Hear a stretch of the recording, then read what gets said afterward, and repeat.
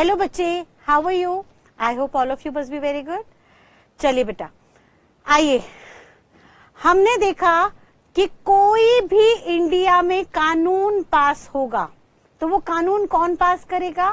Parliament कानून पास करेगा। और पार्लियामेंट कानून अपनी मर्जी से नहीं पास कर सकता। पार्लियामेंट को अगर कोई भी कानून पास करना है तो उन्हें कॉन्स्टिट्यूशन से पावर लेनी होगी। कॉन्स्टिट्यूशन के अंदर अलग अलग जगह पावर्स लिखी होंगी, जिन पावर्स के बेसिस पे पार्लियामेंट सेंट्रल लेवल पे या स्टेट लेवल पे लेजिस्लेटिव असेंबली लॉ बनाएगी अपनी लेजिस्लेटिव पावर को यूज करते हुए। और जब parliament and state legislative assembly अपने लॉ बना देगी तो ही रिस्पेक्टिवली सेंट्रल गवर्नमेंट या स्टेट गवर्नमेंट उस लॉ को एग्जीक्यूट करेंगे। और अगर ये लॉ टैक्स से रिलेटेड है तो सर टैक्सेशन की रिकवरी तभी होगी जब प्रॉपर एक्ट पास होगा, स्टैट्यूट पास होगा, और उसी तरह से होगी टैक्सेशन की रिकवरी जैसा स्टैट्यूट में लिखा हुआ है। यानी गवर्नमेंट अपनी मर्जी से कुछ नहीं कर सकती। सेंट्रल गवर्नमेंट हो या स्टेट गवर्नमेंट हो, वो वैसे ही काम करेगी जैसे पार्लियामेंट या लेजिस्लेटिव असेंबली द्वारा बनाए गए एक्ट में बातें लिखी गई हैं। और पार्लियामेंट और लेजिस्लेटिव असेंबली अपनी मर्जी से लॉ नहीं बनाएगी, उन्हें लॉ बनाने के लिए कॉन्स्टिट्यूशन से पावर लेनी होगी। और कॉन्स्टिट्यूशन किसी स्पेसिफिक आइटम पे ही पावर देगा या किसी रीजनेबल कॉज पे ही पावर देगा। तो आइए अब हम शुरू करते हैं कॉन्स्टिट्यूशनल वैलिडिटी ऑफ जीएसटी, जहां पे हम देखेंगे कि जीएसटी चार्ज करने के लिए कॉन्स्टिट्यूशन में किन किन आर्टिकल्स को डाला गया। देखिएगा बेटा, तो हम कह सकते हैं बेटा कि जीएसटी के पर्पस के लिए कॉन्स्टिट्यूशन के अंदर क्या क्या आर्टिकल्स आए, क्या क्या बदलाव लाए गए और उनके तहत कैसे जीएसटी इंडिया में एप्लीकेबल हुआ। सबसे पहले तो उन्होंने कहा सर जीएसटी लागू करने के लिए कॉन्स्टिट्यूशन में अमेंडमेंट की गई और कॉन्स्टिट्यूशन 101st अमेंडमेंट एक्ट 2016 में लाया गया। क्या था एक बार फिर से याद रखिएगा, ये आपसे ऑब्जेक्टिव में पूछा जा सकता है। कॉन्स्टिट्यूशन 101st अमेंडमेंट एक्ट 2016 जो कौन सी डेट से इनैक्ट हुआ था? It was applicable on 8 September 2016 on the ascent of president. President के अप्रूवल पे इसको लागू किया गया था। और ये क्यों चेंज लाया गया था कॉन्स्टिट्यूशन के अंदर? कि भाई सिंपल सी बात है, पहले के टाइम पे इस अमेंडमेंट एक्ट को लाने से पहले यूनियन लिस्ट के आइटम्स पे सिर्फ पार्लियामेंट लॉ बनाती थी और स्टेट लिस्ट के आइटम पे सिर्फ और सिर्फ स्टेट लेजिस्लेटिव असेंबली लॉ बनाती थी। लेकिन जीएसटी में वादा ये किया गया था कि सर सेंट्रल और स्टेट दोनों 50-50% शेयर करेंगे जीएसटी को और दोनों अपने अपने जीएसटी एक्ट लगाएंगी, दोनों अपने अपने जीएसटी एक्ट बनाएंगी। अब दोनों को जीएसटी एक्ट बनाने के लिए एक ही कॉन्स्टिट्यूशन के अंदर कॉमन पावर चाहिए थी, तो उसके लिए यहाँ पे आर्टिकल इंसर्ट किए गए। सबसे पहला आर्टिकल डाला गया यहाँ पे आर्टिकल 246 कैपिटल ए। इस आर्टिकल ने सबसे पहले पावर दी पार्लियामेंट को, प्लस साथ साथ हर लेजिस्लेचर को, हर लेजिस्लेटिव असेंबली को कि आप यानी स्टेट लेजिस्लेटिव असेंबली, हर स्टेट की विधानसभा अपना अपना जीएसटी एक्ट बना सकती है और उसे लागू कर सकती है in coordination of the GST act passed by parliament in the name of CGST act 2017। तो उन्होंने यहाँ पे पावर दे दी। किस आर्टिकल ने दी? कॉन्स्टिट्यूशन के आर्टिकल। सर जैसे एक्ट में सेक्शंस होते हैं ऐसे ही कॉन्स्टिट्यूशन में आर्टिकल्स होते हैं। तो आर्टिकल 246 कैपिटल ए ने पावर दी पार्लियामेंट और हर विधानसभा को कि आप अपना अपना जीएसटी एक्ट बना सकते हैं to charge goods and service tax on goods and services. That is there will be dual control of central government and state government authorities for all assessees. हर असेसी पे, हर टैक्स पेयर पे जो GST पे कर रहा है उस पे सेंट्रल और स्टेट दोनों का कंट्रोल होगा। दोनों आपसे टाइम टू टाइम सवाल जवाब कर सकते हैं और आपसे अपना टैक्स रिकवर कर सकते हैं। बट कैसे करेंगे? उसके लिए रिस्पेक्टिवली जीएसटी एक्ट के अंदर प्रोविजंस दिए गए हैं जिनको हम आगे चल के एक एक करके समझेंगे। फर्दर वो कहते हैं GST will be levied on all goods and services. Sir GST सारे गुड्स पे लगेगा।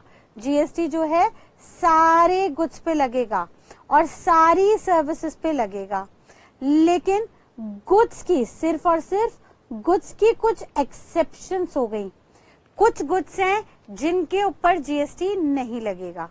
मैम क्या सर्विसेज की भी कुछ एक्सेप्शंस है? नहीं बेटा, ध्यान रखिएगा, सर्विसेज की कोई एक्सेप्शन नहीं है। For services there is no exception. इसका मतलब क्या है? इसका मतलब है ऑन ऑल सर्विसेज, सर्विसेज जितनी भी हैं उस पर जीएसटी लगेगा। On all services GST shall be chargeable. लेकिन हाँ, ऑन ऑल गुड्स, गुड्स जो है उन पे जीएसटी चार्जेबल होगा सब्जेक्ट टू सर्टेन एक्सेप्शंस। यहाँ पे कुछ एक्सेप्शंस आ गई। वो क्या एक्सेप्शन थी? पहला उन्होंने कहा alcoholic liquor for human consumption. Sir human consumption के लिए, इंसानों के पीने के लिए जो अल्कोहल है, वो अल्कोहल की पावर हम जीएसटी के अंदर बिल्कुल भी नहीं देंगे, क्योंकि सर वहां पे जो मेजर रेवेन्यू है वो स्टेट गवर्नमेंट का आता है। और यही कारण था स्टेट गवर्नमेंट जीएसटी नहीं लागू होने दे रही थी, क्योंकि सेंट्रल कह रहा था स्टेट को कि सर हम हर गुड्स हर सर्विसेज पे जीएसटी लगाएंगे, लेकिन स्टेट गवर्नमेंट कह रही थी सर कि जो अल्कोहल है इस पे तो मुझे सबसे ज्यादा रेवेन्यू आता है, ये प्रोडक्ट मैं आपको नहीं देने वाली, क्योंकि ये प्रोडक्ट अगर आपको दे दिया तो मेरा जो रेवेन्यू है वो लॉस में हो जाएगा, मेरे रेवेन्यू का लॉस होगा, मेरा रेवेन्यू कम हो जाएगा। देयरफॉर अल्कोहल मैं किसी भी हालत में आपको नहीं दूंगी। अल्कोहल के अलावा बाकी जितने भी कुछ लेने हैं उस पर हम कॉमन जनरल टैक्स लगा सकते हैं जीएसटी के अंदर। और ये बात एफर्म कर दी गई थी कॉन्स्टिट्यूशन के ही आर्टिकल 366(12)(a) के अंदर। उन्होंने कहा था सर जीएसटी सारे गुड्स को कवर करेगा except alcohol liquor for human consumption. जो रेडिली ड्रिंकेबल है, कंज्यूमेबल है, सिर्फ वो आइटम जो है, ये जो आइटम है वो किसके हाथ में रहेगा? अल्कोहल और लिकर फॉर ह्यूमन कंजम्पशन सिर्फ और सिर्फ एक्सक्लूसिवली स्टेट गवर्नमेंट के हाथ में टैक्सेबल रहेगा। सिर्फ और सिर्फ किसके हाथ में टैक्सेबल रहेगा? Exclusively taxable. ये एक्सक्लूसिवली टैक्सेबल रहेगा बाय स्टेट गवर्नमेंट। कभी भी सेंट्रल गवर्नमेंट अल्कोहल पे अपना शेयर नहीं मांगेगी, उस पे कोई भी जीएसटी चार्ज नहीं होगी। और क्योंकि आर्टिकल 366(12)(a) कहता है कि अल्कोहल फॉर ह्यूमन कंजम्पशन के ऊपर खाली स्टेट गवर्नमेंट की अथॉरिटी है, सेंट्रल की नहीं है, देयरफॉर यहाँ पे जीएसटी चार्ज नहीं होगा। यानी आर्टिकल 246(a) उसके कंसेंट में चलेगा, उसके हार्मनी में चलेगा, अलग से वो कोई और बात नहीं कहेगा। यानी इसका मतलब है कि अल्कोहल फॉर ह्यूमन कंजम्पशन जो है उस पे जीएसटी चार्ज होगी नहीं, तो कौन से टैक्सेस लगेंगे? सर वही टैक्सेस लगेंगे जो जीएसटी आने से पहले लग रहे थे। कौन कौन से लग रहे थे? स्टेट लेवल पे एक्साइज ड्यूटी लग रही थी। एक्साइज ड्यूटी जीएसटी से पहले का टैक्स था, जिसको हम कहते थे tax on manufacturing of goods. तो सर गुड्स के बनने पर मैन्युफैक्चरिंग पे एक्साइज ड्यूटी लगती थी, जो अल्कोहल पे स्टेट गवर्नमेंट ले जाती थी स्टेट एक्साइज ड्यूटी के नाम से। और जब ये अल्कोहल बनने के बाद बिकता था तो टैक्स लगता था ऑन सेल ऑफ गुड्स। यानी दो अलग अलग एक्टिविटी हो रही है। पहला हो रहा है मैन्युफैक्चरिंग, मैन्युफैक्चरिंग पे लग रही है एक्साइज ड्यूटी, और दूसरा हो रहा है सेल, सेल पे लगता है सेल्स टैक्स। सेल्स टैक्स अलग अलग लगते हैं। अगर इंटर स्टेट सेल हो रही है तो सीएसटी के नाम से सेल्स टैक्स लगता है, और अगर इंट्रा स्टेट यानी सेम स्टेट के अंदर सेल हो रही है तो वैट के नाम से टैक्स लगता है। यानी यहाँ पे कौन कौन से टैक्स आ जाते हैं? सर सेल्स में आ जाता है हमारा वैट या सीएसटी। इंटर स्टेट एक स्टेट से दूसरे स्टेट में सीएसटी सेंट्रल सेल्स टैक्स, और इंट्रा स्टेट सेल हो रही है यानी विद इन सेम स्टेट हो रही है तो वैल्यू एडेड टैक्स, जिसे हम वैट का नाम भी देते हैं। ठीक है। फर्दर उन्होंने कहा सर कि यहाँ पे कुछ आइटम्स हैं जो इसके अंदर कवर नहीं होंगे जीएसटी में। ठीक है। कौन कौन से आइटम्स हैं? एक्सेप्ट, पहला उन्होंने कहा था एक्सेप्शन में अल्कोहल फॉर ह्यूमन कंजम्पशन। दूसरा वो कह रहे हैं पेट्रोलियम क्रूड और हाई स्पीड डीजल और मोटर स्पिरिट, जिसको हम पेट्रोल भी कहते हैं, या नेचुरल गैसेस। जो नेचुरल गैसेस हैं, यहाँ पे हम एलपीजी वगैरह की बात नहीं कर रहे, लिक्विफाइड पेट्रोलियम गैसेस की बात नहीं कर रहे जो मैन मेड है, हम यहाँ पे नेचुरल गैसेस की बात कर रहे हैं जो नेचुरली अवेलेबल है। या एविएशन टर्बाइन फ्यूल, जो हम एयरक्राफ्ट में पेट्रोलियम यूज करते हैं, फ्यूल यूज करते हैं। ये 5 जो पेट्रोल रिलेटेड आइटम्स हैं, कौन कौन से दिमाग में बैठा लीजिएगा? Crude petroleum, high speed diesel oil, motor spirit या petrol, natural gas and aviation turbine fuel. ये 5 पेट्रोल रिलेटेड प्रोडक्ट जो है वो जीएसटी के अंदर नहीं आएंगे। और क्योंकि जीएसटी के अंदर नहीं आएंगे तो सर जीएसटी से पहले जो टैक्सेस लगते थे वो इस पे लगेंगे, यानी सेंट्रल एक्साइज ड्यूटी लगेगी। जो पेट्रोलियम वगैरह है वो सेंट्रल के हाथ में है, स्टेट के हाथ में नहीं है, तो सेंट्रल एक्साइज ड्यूटी लगेगी। उनकी मैन्युफैक्चरिंग पे, प्रोडक्शन पे सेंट्रल एक्साइज ड्यूटी, और जब वो बिकेंगे तो उनके ऊपर सीएसटी या वैट चार्ज किया जाएगा। ठीक है, और जब भी वो बिकेंगे तो उनकी सेल्स पे सीएसटी या वैट चार्ज किया जाएगा, यानी सेंट्रल सेल्स टैक्स या वैल्यू एडेड टैक्स लगेगा। हाउएवर उन्होंने यहाँ पे एक आइटम की बात की, tobacco and tobacco related products. उन्होंने कहा सर टोबैको के ऊपर सेंट्रल एक्साइज ड्यूटी और सीएसटी वैट भी लगेगा, एज वेल एज ये गुड्स की डेफिनेशन में भी इंक्लूड होगा, यानी जीएसटी के लिए इंक्लूड भी किया जाएगा।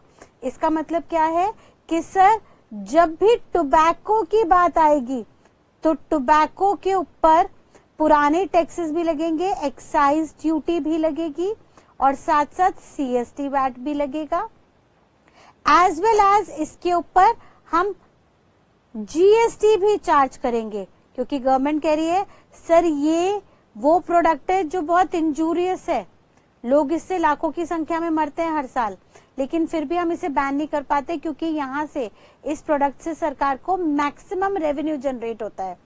तो सरकार कह रही है भाई जब हमें मैक्सिमम रेवेन्यू जनरेट इससे हो ही रहा है तो क्यों ना हम यहाँ पे अच्छे से ही रेवेन्यू जनरेट कर ले, हम इस पे डबल टैक्सेस भी चार्ज कर दें तो भी किसी को कोई ऐतराज नहीं होगा, क्योंकि ये जरूरत का सामान नहीं है।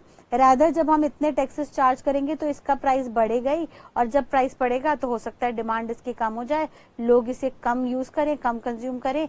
तो इंजूरियस प्रोडक्ट अगर लोग कम कंज्यूम करेंगे तो उससे किसी को कोई ऐतराज नहीं होगा। ठीक है, तो टोबैको एक ऐसा प्रोडक्ट हो गया जो जीएसटी के अंदर भी है, साथ साथ इसके ऊपर पुराने टैक्सेस भी लगेंगे। यानी अब हमने क्या किया, हमने गुड्स की कैटेगरी को 3 लेवल पे बांट दिया।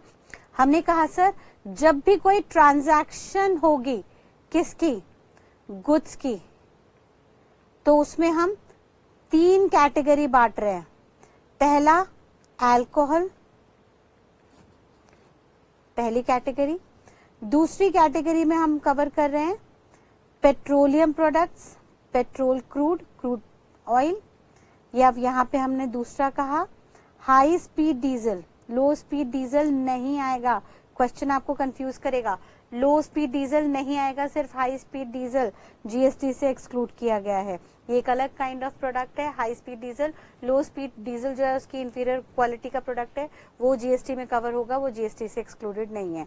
एंड देन वो बात कर रहा है मोटर स्पिरिट यानी पेट्रोल की। एंड देन वो फोर्थली बात कर रहा है नेचुरल गैसेस की, यानी नेचुरल गैसेस जीएसटी में नहीं आएगा, लेकिन इसके अलावा कोई और अदर मैन मेड गैसेस हैं लाइक एलपीजी एटसेट्रा, तो वो यहाँ पे एक्सक्लूड नहीं है। एंड देन लास्टली वो कह रहा है एविएशन टर्बाइन फ्यूल। तो सर बेसिकली ये जो 5 प्रोडक्ट है पेट्रोलियम रिलेटेड या अल्कोहल, इन 5 पे एंड छठे आइटम अल्कोहल पे जीएसटी नहीं लगेगी। और ये आइटम्स जीएसटी में नहीं लग रहे, ये जीएसटी के एक्ट से ही बाहर चले गए हैं because of constitutional liability. Therefore अब से इनको हम नॉन टैक्सेबल गुड्स बुलाएंगे, वो गुड्स जो जीएसटी के अंदर कवर ही नहीं होते। तो मैम अगर इनके ऊपर जीएसटी नहीं लग रही है तो इसका मतलब कोई भी टैक्स नहीं लगेगा? नहीं बेटा, टैक्स तो लगेगा, लेकिन कौन कौन से टैक्स लगेंगे? अल्कोहल पे लगेगा स्टेट एक्साइज ड्यूटी, स्टेट की एक्साइज ड्यूटी लगेगी मैन्युफैक्चरिंग के वक्त, और सेल्स के वक्त सीएसटी या वैट जो ऑलरेडी सेल का ही टैक्स होता है। However petroleum crude, high speed diesel, petrol, natural gas, aviation turbine fuel के अंदर सेंट्रल एक्साइज ड्यूटी लगेगी, सेंट्रल गवर्नमेंट इसका एक्साइज ड्यूटी ले जाएगी, मैन्युफैक्चरिंग का टैक्स, वेयर एज इसकी बिक्री पे सीएसटी या वैट लगेगा जो स्टेट गवर्नमेंट के पास जाएगा। एंड इन 6 के अलावा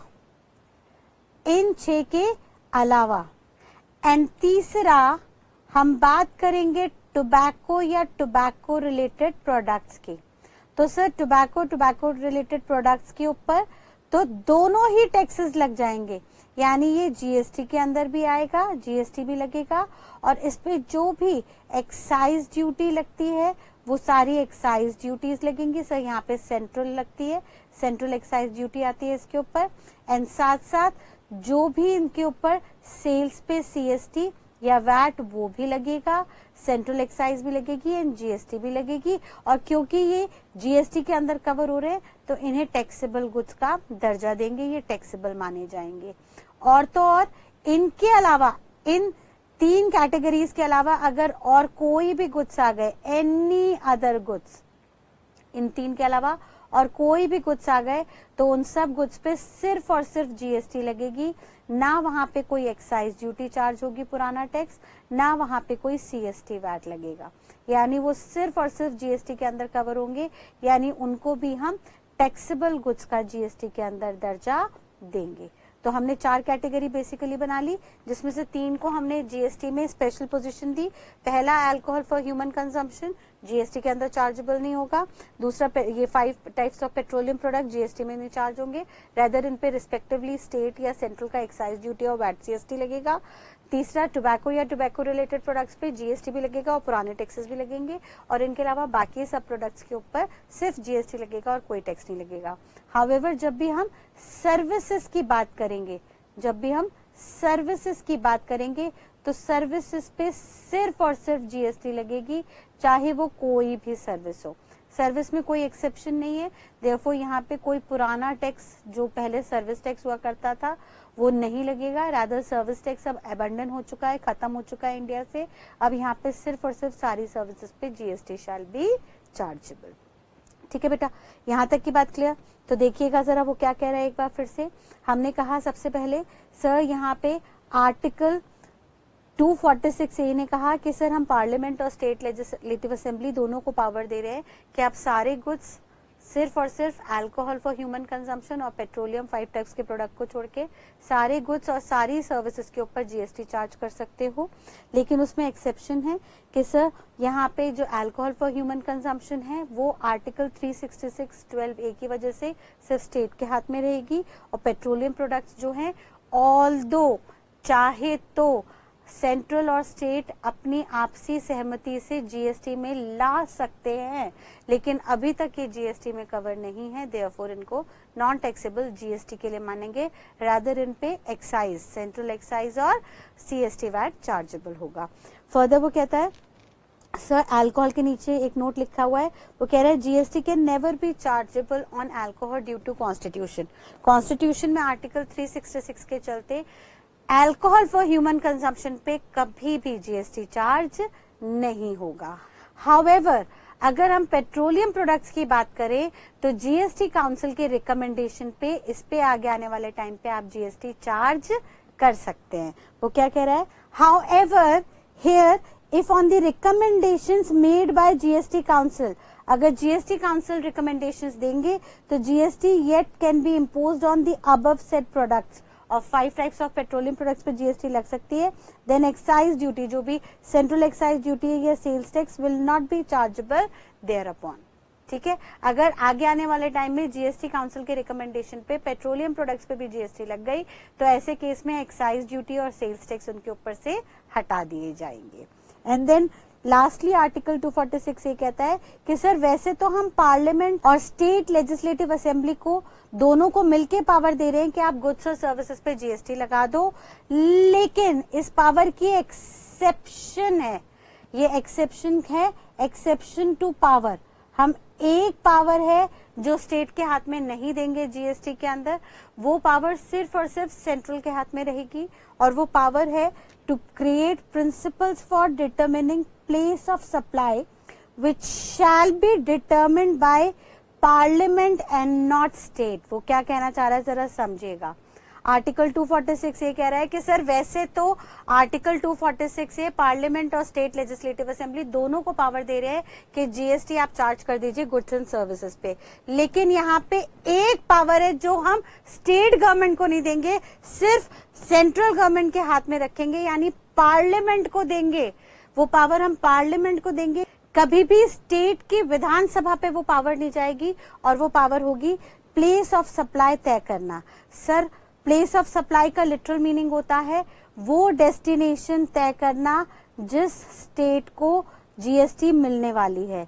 ये प्लेस ऑफ सप्लाई, अब से हम ध्यान रख रहे हैं, इसको हम आगे चल के बहुत डिटेल में पढ़ेंगे। प्लेस ऑफ सप्लाई वो डेस्टिनेशन है, वो स्टेट है to which GST shall be payable.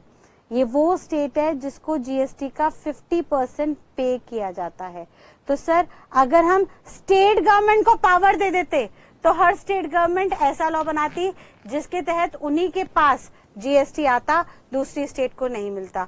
तो सर ऐसे में किसी भी तरीके के डिस्प्यूट को खत्म करने के लिए हमने साफ साफ कह दिया कि जब भी प्लेस ऑफ सप्लाई की बात आएगी हमें ये तय करना होगा कि डेस्टिनेशन कौन से स्टेट को माने, हमें ये तय करना होगा कि जीएसटी के 50% को कौन सी स्टेट गवर्नमेंट के साथ शेयर करे। तो इस पे लॉ सिर्फ और सिर्फ यूनियन लेवल पे पार्लियामेंट बनाएगी, स्टेट की विधानसभा को इसकी पावर कभी भी नहीं दी जाएगी। ये एक्सक्लूसिव एक्सेप्शन आर्टिकल 246A के अंदर डाल दी गई। तो अब से हम कंक्लूड करते हैं कि आर्टिकल 246A पार्लियामेंट और लेजिस्लेटिव असेंबली दोनों को पावर देगी कि वो जीएसटी के कोई भी लॉ बना ले to charge GST on all goods except alcohol and 5 types of petroleum and all services. लेकिन यहाँ पे एक एक्सेप्शन होगी, एक पावर होगी, जो पावर सिर्फ और सिर्फ पार्लियामेंट को दी जाएगी, वो पावर किसी भी हालत में स्टेट की विधानसभा के पास नहीं जाएगी, और वो पावर होगी in relation to determining place of supply और destination which is that state to whom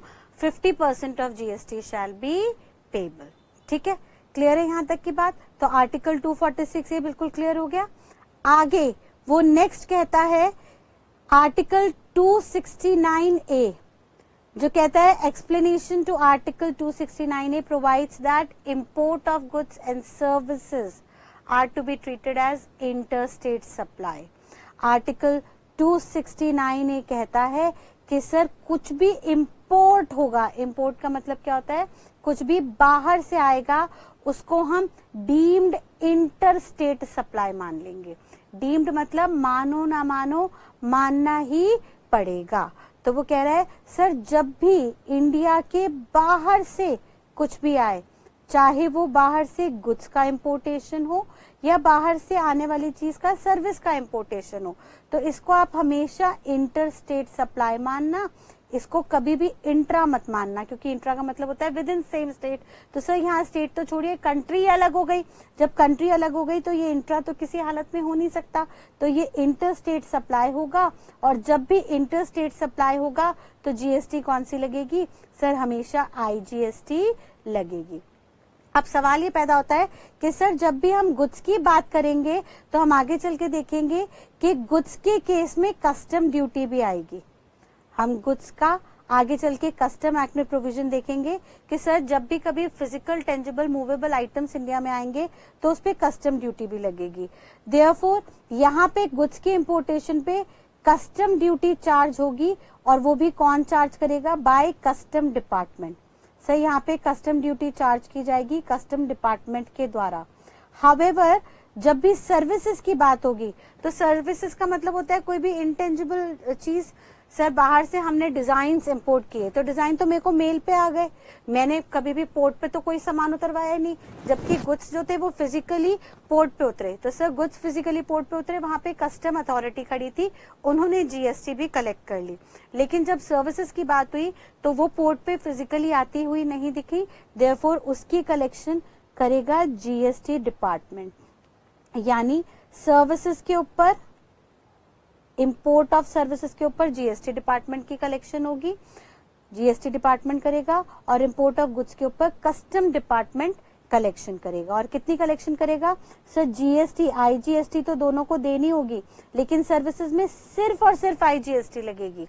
however goods के ऊपर आईजीएसटी भी लगेगी, और वहां पे हम आगे चल के कस्टम में पढ़ेंगे एक कस्टम की बेसिक कस्टम ड्यूटी होगी जिसको हम बीसीडी का नाम देंगे, और अदर कस्टम ड्यूटीज होंगी। बीसीडी का मतलब होगा बेसिक कस्टम ड्यूटीज। अभी इसको मैं ज्यादा टच नहीं कर रही हूँ, जब हम कस्टम एक्ट करेंगे वहां पे हम देख लेंगे। तो बेसिकली वो कह रहा है सर, जब भी आर्टिकल 269 ये क्या कह रहा है कि जब भी बाहर से कोई गुड्स आएंगे या बाहर से कोई सर्विसेज आएंगी तो वो इंटर स्टेट सप्लाई है, उनपे IGST तो लगनी ही लगनी है। लेकिन जब भी गुड्स आएंगे तो वो फिजिकल गुड्स पोर्ट पे, बॉर्डर पे उतर रहे हैं जहां पे कस्टम अथॉरिटी खड़ी हुई है, तो कस्टम अथॉरिटी को कहेंगे कि तुम उन्हीं से IGST भी ले लो और उन्हीं से ही अपने कस्टम के जितने भी टैक्सेस होते हैं, बेसिक कस्टम ड्यूटी या और बहुत तरीके के टैक्सेस होते हैं, वो सारी कस्टम ड्यूटी उनसे चार्ज कर लो। हाउएवर सर्विसेज के केस में बोला कि सर ये इंटेंजिबल है, देयरफॉर यहाँ पे सिर्फ और सिर्फ IGST लगेगी और वो भी GST डिपार्टमेंट लेगा। ठीक है, तो अब 269 है, बहुत सिंपल है sir, import will amount to interstate supply upon which IGST will be chargeable. In case of services, only IGST will be chargeable by GST department. However, in case of import of goods, IGST along with other custom duties shall be chargeable by the custom department. अब ma'am custom department GST का काम कर सकता है? Yes sir, custom department GST collect कर सकता है on behalf of GST department, क्योंकि फाइनली चाहे GST हो या कस्टम हो, दोनों आ तो इनडायरेक्ट टैक्स के अंदर रहे हैं। दोनों का जो मेन बोर्ड है CBIC, central board of indirect taxes and customs, वो सेम है। तो एक ही बोर्ड के तहत दो डिपार्टमेंट्स आ रहे हैं, दोनों डिपार्टमेंट्स एक दूसरे के बिहाफ पे काम कर सकते हैं और अपने बोर्ड को रेवेन्यू कलेक्ट करके दे सकते हैं। ठीक है बेटा, यहां तक की बात क्लियर? आगे देखिएगा नेक्स्ट प्रोविजन आर्टिकल 279 है, जो कुछ और फर्दर बातें कर रहा है। उन्होंने कहा कि सर GST का कोई भी प्रोविजन, कोई भी चेंजेस, कोई भी रिकमेंडेशन GST काउंसिल के बिना नहीं होगा। इन्होंने एक प्रॉपर काउंसिल गठित किया, काउंसिल बनाया जिसको नाम दिया गया GST काउंसिल, जो कॉन्स्टिट्यूट करने की पावर हमें मिली 15 सितंबर 2016 को। देखिए वो क्या कह रहा है, article 279A, here president of India, India के प्रेसिडेंट ने पावर दी, empowers to constitute GST council on 15 सितंबर 2016। उन्होंने कहा आप कॉन्स्टिट्यूट करेंगे GST काउंसिल, जिनके रिकमेंडेशंस पे GST का एक एक प्रोविजन ड्राफ्ट होगा, आइदर बाय पार्लियामेंट और स्टेट लेजिस्लेटिव असेंबली।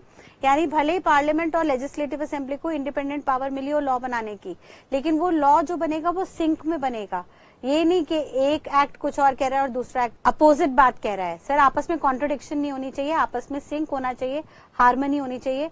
तो दोनों पार्लियामेंट और लेजिस्लेटिव असेंबली के एक्ट को सिंक में रखने के लिए, हार्मनी में रखने के लिए ये काउंसिल बना और स्ट्रिक्टली पार्लियामेंट और स्टेट लेजिस्लेटिव असेंबली के बीच में डिस्प्यूट ना आए, सेंट्रल और स्टेट गवर्नमेंट के बीच में डिस्प्यूट ना आए, इसलिए उन्होंने स्ट्रिक्टली कह दिया कि जो भी GST के प्रोविजन है वो काउंसिल की, GST काउंसिल की रिकमेंडेशन पे दोनों सरकारें अपने अपने एक्ट के अंदर इनकॉर्पोरेट करेंगी। तो उन्होंने कहा ये कॉन्स्टिट्यूट होगी बॉडी और इसके अंदर मेंबर्स कौन कौन होंगे। पहले होंगे यूनियन फाइनेंस मिनिस्टर, यूनियन का मतलब होता है सेंट्रल लेवल पे, सेंट्रल कैबिनेट के अंदर जो फाइनेंस मिनिस्टर है वो इसके चेयरपर्सन होंगे, हेड होंगे, वो इसको चेयर करेंगे यानी लीड करेंगे। एंड सेकेंड होंगे union minister of state in charge of finance. जो भी यूनियन मिनिस्टर है, अगेन हम सेंट्रल की बात कर रहे हैं, सेंट्रल लेवल पे जो मिनिस्टर है जो सारे स्टेट्स को और स्टेट्स के फाइनेंस इंचार्ज को लीड करते हैं, वो इसके मेंबर होंगे। एंड थर्डली होंगे द स्टेट फाइनेंस और रेवेन्यू मिनिस्टर, हर स्टेट के जो भी फाइनेंस या रेवेन्यू मिनिस्टर है वो इसके मेंबर होंगे। And any other minister nominated by each state, अगर कोई भी स्टेट गवर्नमेंट चाहे तो किसी और मिनिस्टर को भी इस काउंसिल के अंदर नॉमिनेट कर सकते हैं। और जो भी सब ये मिनिस्टर्स आएंगे मिलके वो मेंबर्स बन जाएंगे अलॉन्ग विद चेयरपर्सन, और ये सब मिलके GST काउंसिल को गठित करेंगे, इनकॉर्पोरेट करेंगे और फिर इनकी रिकमेंडेशंस पे ओनली ऑन दी रिकमेंडेशंस, जो भी रिकमेंडेशंस काउंसिल देगा, only on the recommendations made by GST council, सिर्फ काउंसिल की रिकमेंडेशंस पे ही any change can be incorporated under GST। कोई भी चेंज, कोई भी प्रोविजन GST में सिर्फ और सिर्फ तभी आएगा जब GST काउंसिल उसकी रिकमेंडेशन देगा। यानी कोई भी सरकार, चाहे सेंट्रल हो या स्टेट, पार्लियामेंट हो या स्टेट लेजिस्लेटिव असेंबली, अपनी मर्जी से इस एक्ट के अंदर कोई भी प्रोविजन इनकॉर्पोरेट नहीं करेगी। तो भाई ये अच्छा ही किया, ये काउंसिल बना दिया, नहीं तो आपस में सब झगड़ते रहते। और काउंसिल बनाने में भी किसी को कोई आपत्ति नहीं होगी, क्योंकि इस काउंसिल के जो मेंबर्स है वो हर स्टेट के फाइनेंस मिनिस्टर ही हैं। ठीक है। सो ये काउंसिल क्यों बनाया गया? दे एंश्योर हार्मोनाइजेशन। हार्मोनाइजेशन मतलब शांति बनाए रखना, सिंक बनाए रखना, आपस में कोई झगड़ा ना हो, अगर किसी को कोई प्रॉब्लम आ रही है तो उनको उसका सोल्यूशन देना, यानी टू मेंटेन पीस। हम चाहते हैं शांति बनी रहे सारे गवर्नमेंट के बीच में, to maintain harmony peace on different aspects of GST between central and states. Central government और स्टेट गवर्नमेंट के बीच में कोई झगड़ा ना हो, उनके बीच में हार्मनी बनी रहे, तो उसके लिए काउंसिल आया। And their functions are, council के फंक्शंस क्या हैं सर? कुछ मेन बातें यहाँ पे उन्हें डिसाइड करनी होंगी। पहली बात, टैक्स रेट्स क्या होंगे सर? टैक्स रेट्स जो भी काउंसिल बताएगा उसके बियॉन्ड जाके सेंट्रल या स्टेट गवर्नमेंट जीएसटी चार्ज नहीं करेगी। एग्जेम्पशंस क्या क्या होंगी, कितनी लिमिट होगी, कौन से गुड्स एग्जेम्प्ट होंगे जीएसटी से, कौन से सर्विसेज होंगे, ये काउंसिल तय करेगा। थ्रेशोल्ड लिमिट्स क्या रहेंगी, कितने पे छूट मिलेगी, किसके आगे जीएसटी की लायबिलिटी आएगी एंड सो ऑन, ये बातें भी सारी काउंसिल तय करेगा। डिस्प्यूट रेजोल्यूशन, अगर सेंट्रल और स्टेट गवर्नमेंट के बीच में किसी बात को लेकर डिस्प्यूट आ गया है, झगड़ा आ गया है, तो उसको भी रिजॉल्व करने का, सुलझाने का जिम्मा काउंसिल का है। एंड देन पांचवा, GST legislation including rules, notification etcetera. तो चाहे कोई नोटिफिकेशन निकालनी हो, चाहे कोई रूल्स निकालने हो या कुछ और लेजिस्लेशन, सर एक्ट तो बन ही चुका है, तो यहाँ पे हम रूल्स एंड नोटिफिकेशंस की बात कर रहे हैं, ठीक है। तो जो भी उससे रिलेटेड लॉ होगा, वो लॉ किसकी रिकमेंडेशंस पे पास होगा? जीएसटी काउंसिल की रिकमेंडेशन पे। ये बात किसने कंफर्म कर दी? आर्टिकल 279A ने। तो यहाँ तक की बात हम क्विकली देख लेते हैं। यहाँ पे आके हमारे कॉन्स्टिट्यूशन के 4 आर्टिकल्स कंक्लूड हुए जिसके तहत हमने जीएसटी को बनाया। पहला आर्टिकल था 246A, जो बात कर रहा था पावर देने की सेंट्रल और स्टेट को, लेकिन सिर्फ एक पावर प्लेस ऑफ सप्लाई से रिलेटेड सेंट्रल को दी, वो पावर स्टेट को नहीं दी गई। उन्होंने कहा सर सेंट्रल और स्टेट को प्लेस ऑफ सप्लाई के अलावा बाकी सारी पावर्स हम दोनों में बराबर बांट रहे हैं, वो दोनों ही अपना अपना जीएसटी एक्ट बना सकते हैं, सब्जेक्ट टू उनके बीच में आपस में कोई डिस्प्यूट ना है। इसके लिए आर्टिकल 279A में जीएसटी काउंसिल बना दिया, which is constituting union finance minister and state finance ministers. लेकिन सिंपल सी बात कह दी कि ये काउंसिल जब जब रिकमेंडेशंस देगा, जो रिकमेंडेशंस कॉमन होंगी उन्हीं के तहत सेंट्रल और स्टेट अपने अपने एक्ट के अंदर प्रोविजंस को इनकॉर्पोरेट करेगी। देन आर्टिकल 269A था जो बात कर रहा था इंपोर्टेशन की। उन्होंने कहा चाहे गुड्स हो या सर्विसेज, इंपोर्टेशन हमेशा इंटर स्टेट सप्लाई होगा जिसपे आईजीएसटी लगेगी। हाँ, वो बात अलग है कि गुड्स के इंपोर्टेशन के केस में कस्टम डिपार्टमेंट इन्वॉल्व होगा, क्योंकि पोर्ट पे माल आ रहा है तो कस्टम डिपार्टमेंट आईजीएसटी के साथ साथ अपनी कस्टम ड्यूटी भी रिकवर करेगा। हाउएवर सर्विसेज के केस में, क्योंकि वो इंटेंजिबल नेचर की है, वो किसी भी पोर्ट पे नहीं आ रही, देयरफॉर इंटेंजिबल सर्विसेज के केस में जीएसटी डिपार्टमेंट सिर्फ और सिर्फ आईजीएसटी रिकवर करेगा।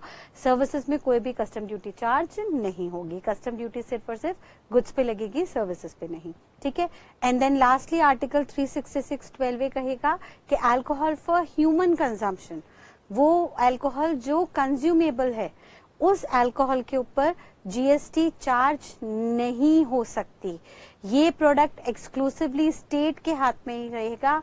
स्टेट गवर्नमेंट इसके ऊपर एक्साइज ड्यूटी मैन्युफैक्चरिंग के वक्त और सीएसटी वैट सेल्स के वक्त चार्ज करके अपना रेवेन्यू बनाएगी, क्योंकि स्टेट गवर्नमेंट के लिए ये मैक्सिमम रेवेन्यू जनरेटिंग प्रोडक्ट है। तो अल्कोहल किसी भी हालत में जीएसटी के अंदर कभी भी नहीं आएगा।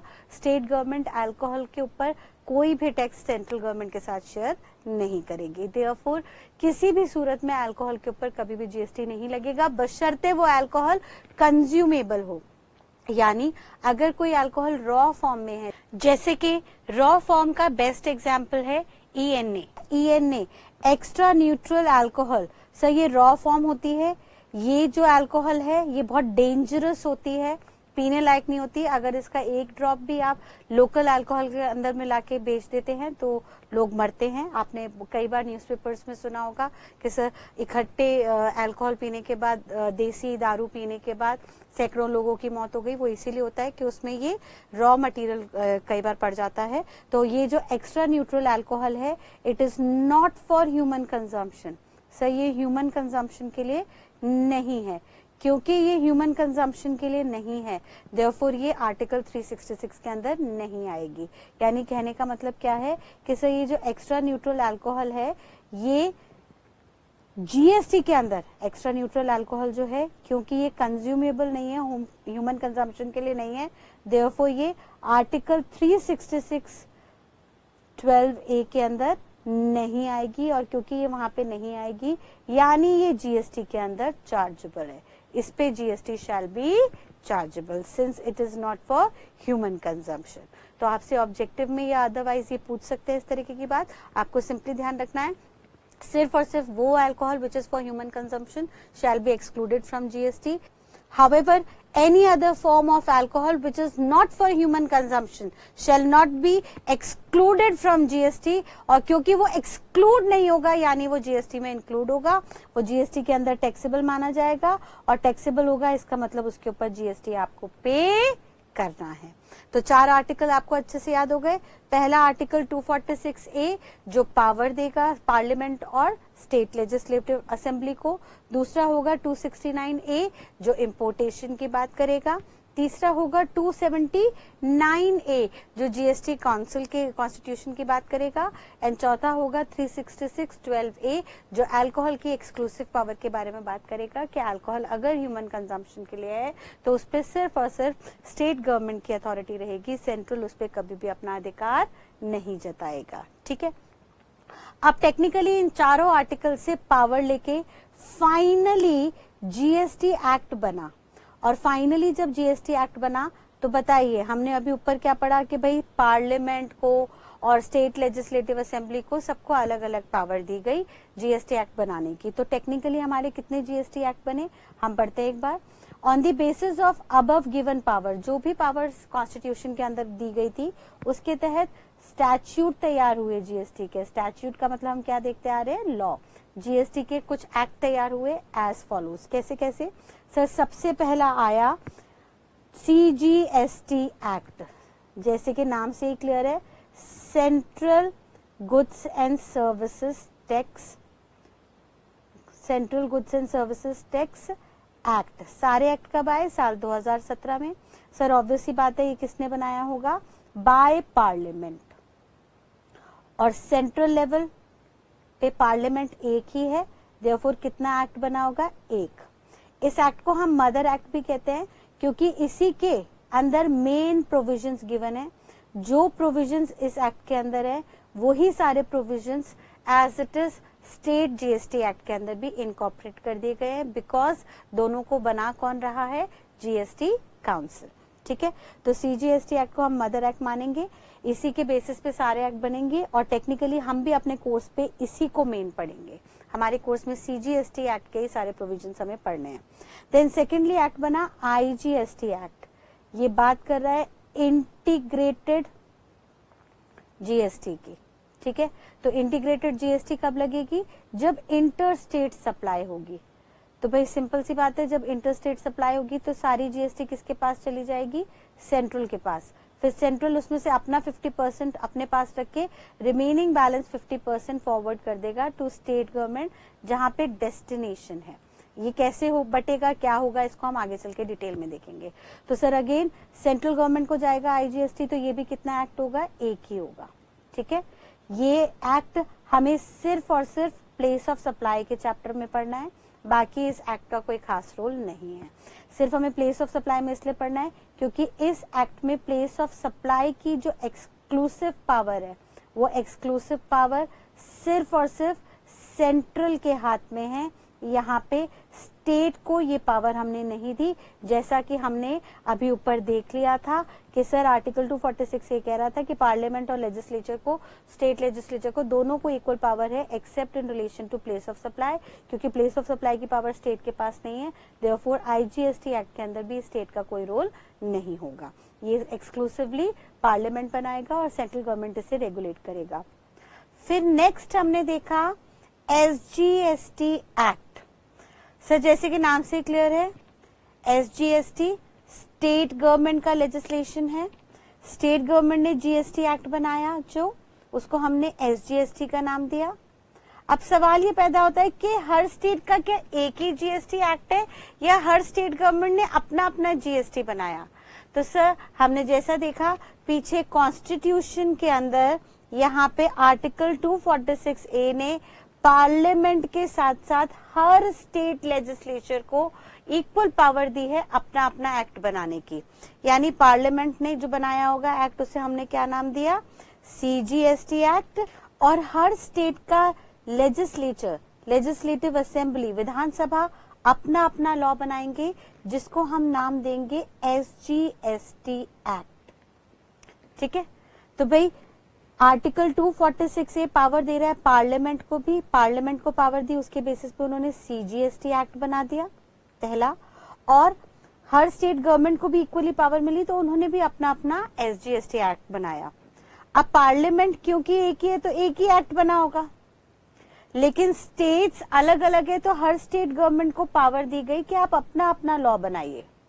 अब सवाल ये पैदा होता है कि कितने स्टेट्स हैं और कितने SGST एक्ट बने होंगे, तो उसके लिए उन्होंने कहा कि सर टेक्निकली स्पीकिंग GST के अंदर जब साल 2017 में लॉ बना था, GST आया था, तब 29 स्टेट्स थे इंक्लूडिंग जम्मू एंड कश्मीर।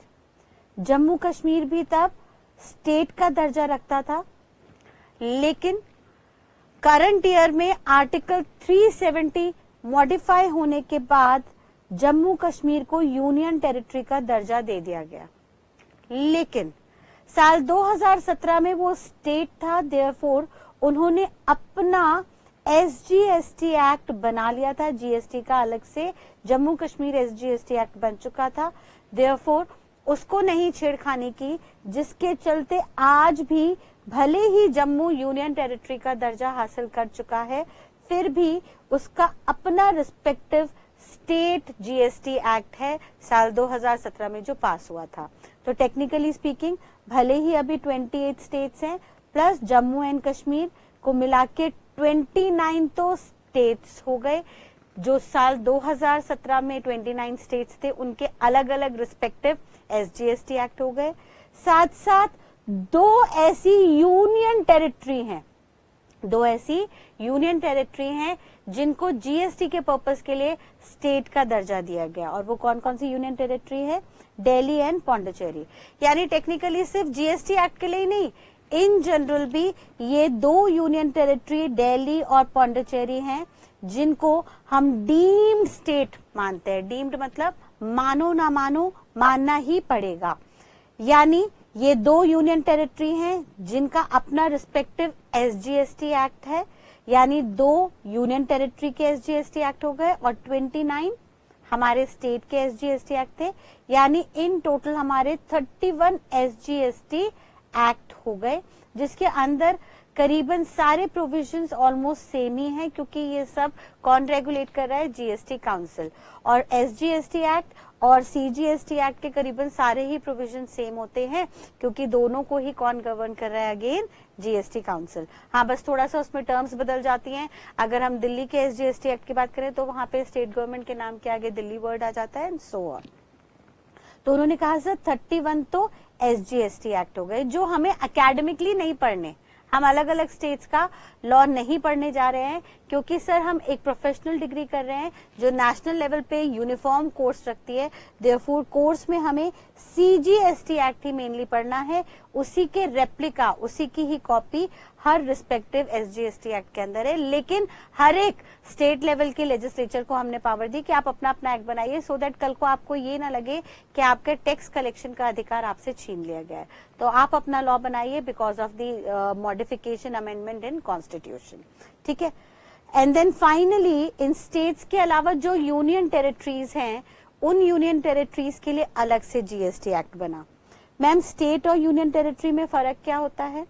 तो बेटा बेसिकली अगर देखा जाए तो स्टेट एक ऐसा एरिया है जिसका अपना लेजिस्लेचर होता है, यानी इनके पास अपनी लॉ मेकिंग पावर होती है अंडर कॉन्स्टिट्यूशन।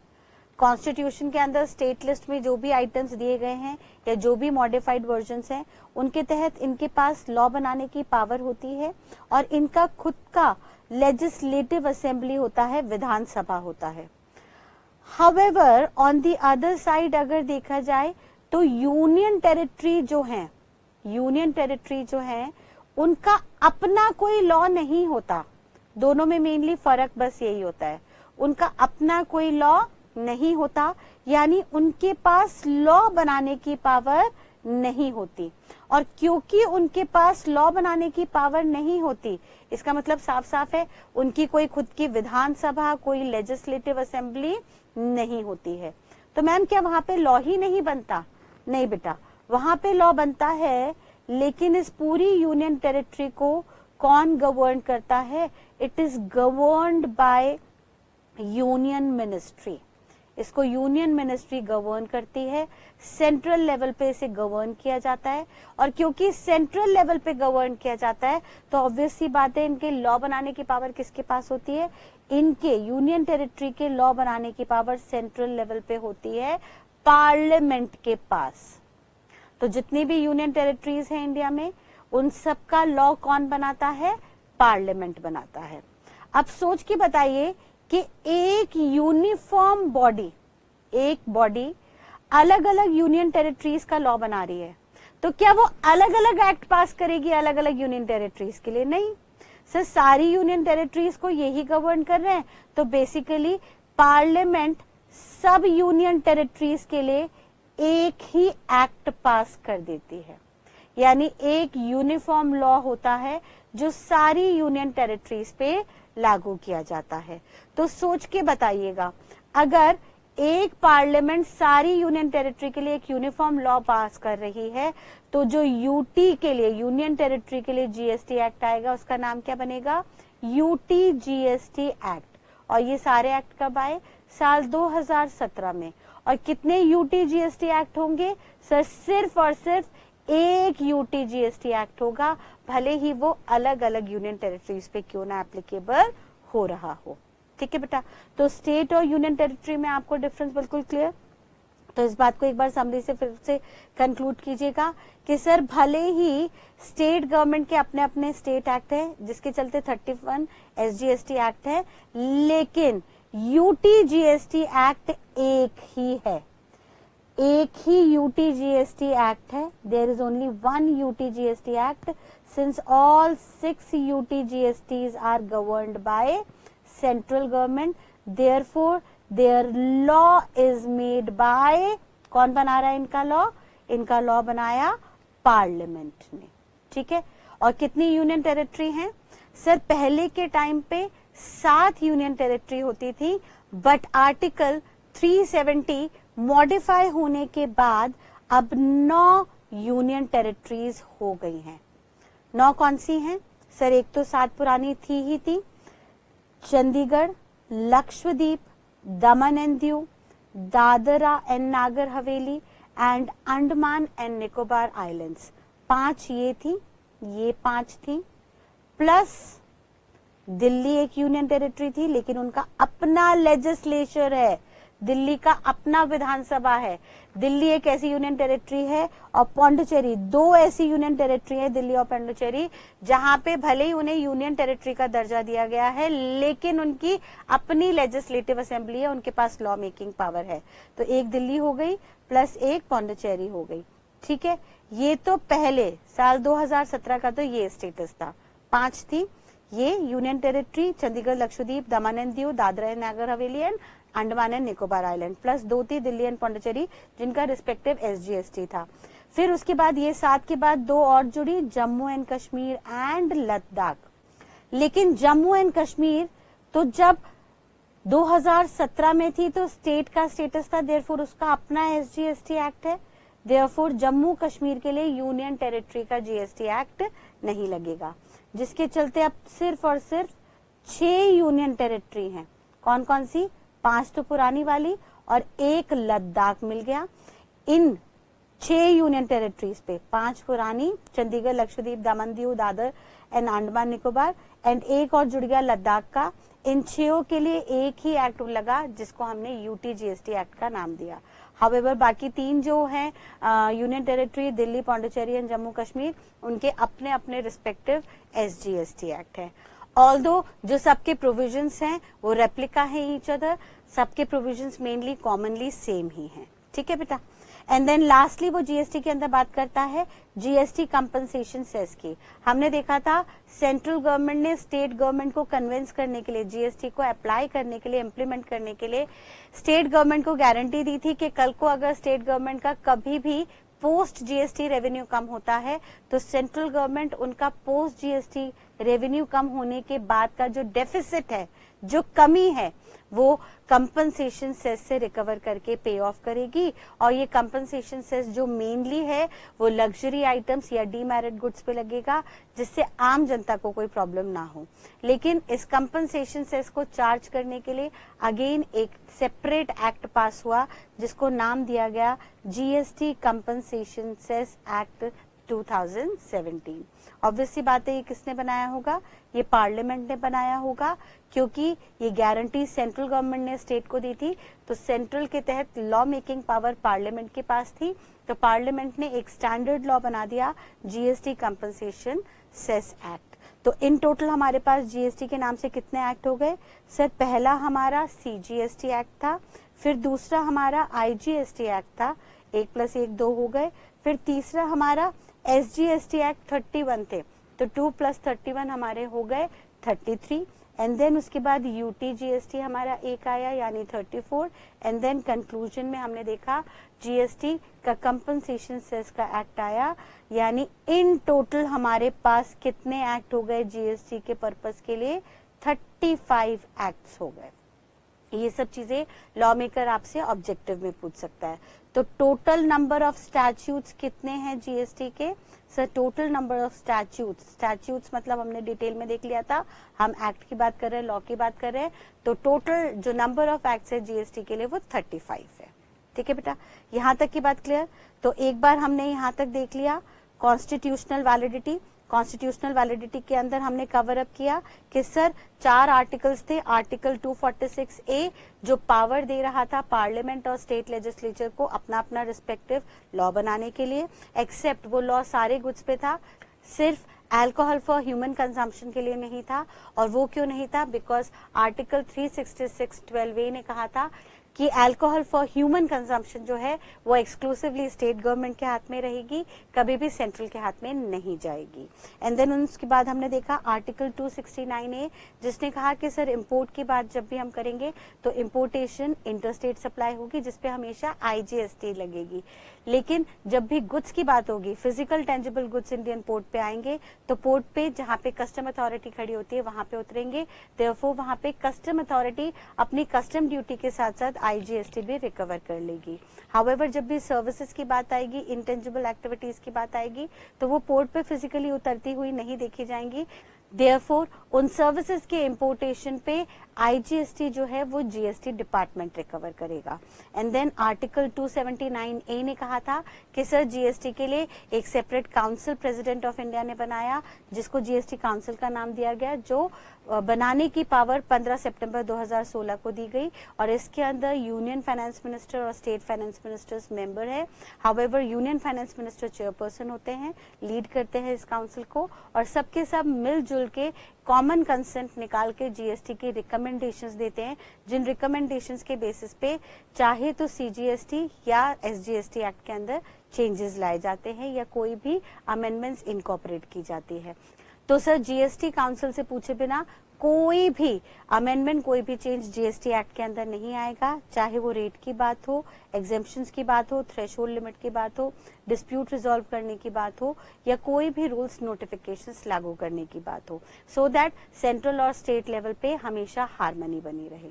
ठीक है, और यहाँ से कॉन्स्टिट्यूशन के इन आर्टिकल से पावर लेके फाइनली 35 एक्ट जीएसटी के लिए निकाले गए, जिसमें पहला एक्ट सीजीएसटी एक्ट है, जिसको हम मदर एक्ट कहते हैं, क्योंकि वहीं से मेनली प्रोविजंस और एक्ट के अंदर इनकॉर्पोरेट हुए।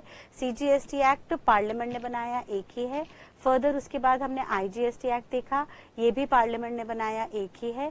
देन उसके बाद स्टेट गवर्नमेंट्स के अलग अलग रिस्पेक्टिव एसजीएसटी एक्ट थे, जिसको अलग अलग रिस्पेक्टिव स्टेट गवर्नमेंट के लेजिस्लेचर ने इशू किया, जिसमें 28 स्टेट्स ने अपने अपने लॉ बनाए, और एक यूनियन टेरिटरी जो currently Jammu Kashmir union territory का स्टेटस ले चुकी है, वो 2017 में स्टेट का स्टेटस रखती थी। देयरफॉर उनका भी अपना एसजीएसटी एक्ट है, जिसके चलते 29 एसजीएसटी एक्ट हैं, plus 2 union territory Delhi and Pondicherry का भी अपना अपना लेजिस्लेचर है, तो उन्होंने अपने अपने एसजीएसटी बनाए हैं। यानी इन टोटल 31 एसजीएसटी एक्ट है, जिसके अंदर 3 union territory Jammu Kashmir, Delhi and Pondicherry के अपने अपने रिस्पेक्टिव एसजीएसटी हो गए। एंड देन लास्टली हमारे पास करंटली 9 यूनियन टेरिटरी हैं, जिसमें से 3 जम्मू कश्मीर, दिल्ली एंड पौंडीचेरी के अपने अपने SGST है। इन 3 को छोड़ के बाकी जो 6 यूनियन टेरिटरी बची, चंडीगढ़, लक्षद्वीप, दमन and Diu, Dadar and Nagar Haveli, Andaman and Nicobar and Ladakh, इन 6 के लिए एक कॉमन पार्लियामेंट ने UTGST एक्ट बनाया।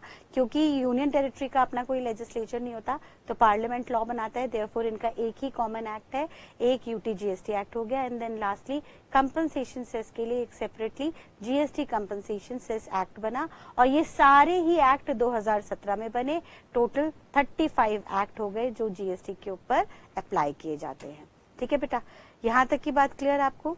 तो आज की बात यहाँ पे हम कॉन्स्टिट्यूशन को लेके कंक्लूड करते हैं। इसको अच्छे से टिप्स पे ले लीजिएगा, यहाँ से गारंटीड ऑब्जेक्टिव क्वेश्चन आते ही आते हैं, तो आपके टिप्स पे होना चाहिए विद लॉजिक के प्रोविजन। तो till next class, thank you and God bless you all, bye bye.